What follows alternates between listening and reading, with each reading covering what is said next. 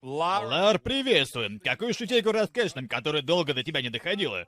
Короче, когда мы с мужем только начали встречаться, он храпел просто как слон.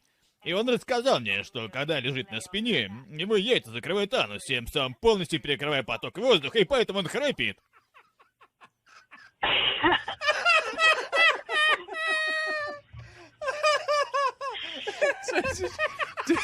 В какой-то из моментов, когда он хрипака давит, вы пробовали ради интереса просто приподнять его яйца, чтобы проверить, действительно ли они блокируют его очковую нору? Я его в Фаберже 3 года перекатывала, пока до меня не дошло.